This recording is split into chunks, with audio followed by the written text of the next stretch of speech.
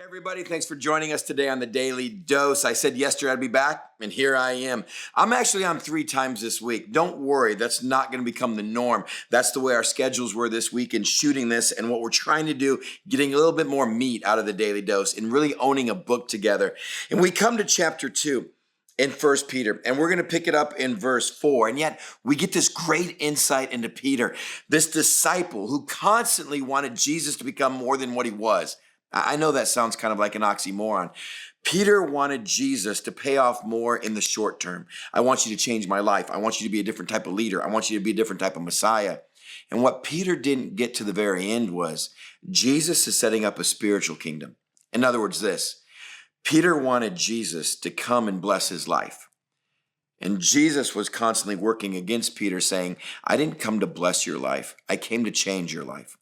When that has finally dawned on Peter, it comes out in his writing in some amazing ways. Listen to this. It's going to talk about a stone. We used to build buildings back then that way. It's going to be a little weird picture, but I'll put it together for you. A few verses here. Chapter 2, verse 4.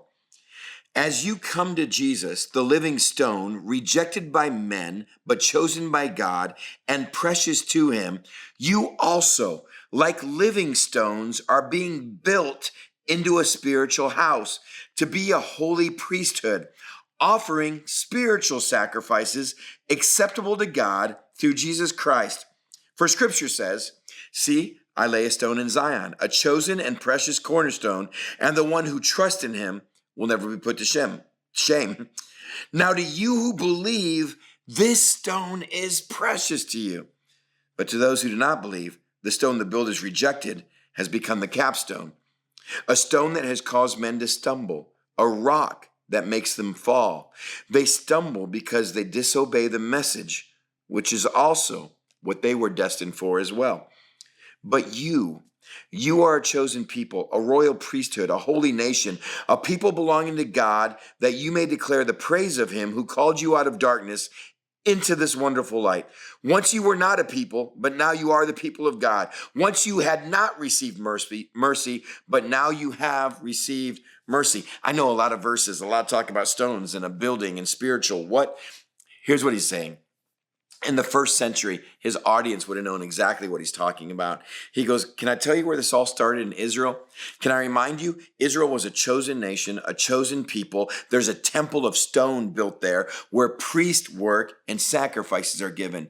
He goes, can I tell you what I myself didn't even get about Jesus when I walked with him? Jesus was doing a much bigger picture than a place to rule and reign. We are the living stones now. He's the cornerstone that every other stone hinges on. We are living stones. We make up the temple. We are the church. The church isn't a walls or an address, a group of buildings. He goes, we are the church. We are the priesthood, and we daily give ourselves as a sacrifice to God. Jesus took what was done at one place in one time, and he has made this global, worldwide. And Peter goes, I didn't get it either. I wanted Jesus to kick Roman butt. I wanted him to set up a temple. I wanted him to set up a kingdom. I wanted Jesus to bless my life. And he goes, it wasn't until I saw him die and rise again that I realized Jesus came to radically change my life, to make me part of a bigger picture. He goes, man, church, not North Coast, not Calvary Chapel, not First Baptist, not Methodist or Presbyterian, or you fill in the blank. Church, people of God, may I remind you, you are living stones. We are the current New Testament, if you will, that God is working in and through.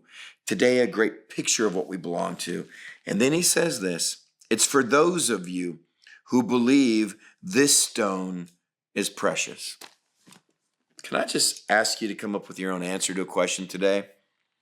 What is Jesus to you? Is he precious? Now, I know guys were like, oh, I don't want to call any dude precious. So guys, let me rephrase this. Is he the man?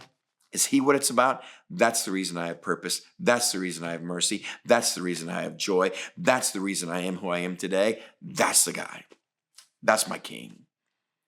Or is Christianity a religion, a habit of a place we go on the weekend, a philosophy that we adhere to? Or is the cornerstone of your life simply Jesus? Without him, I don't even want to answer the question. It's Jesus. Who is he in your life today? And what are you a part of? That's what Peter wants us to get.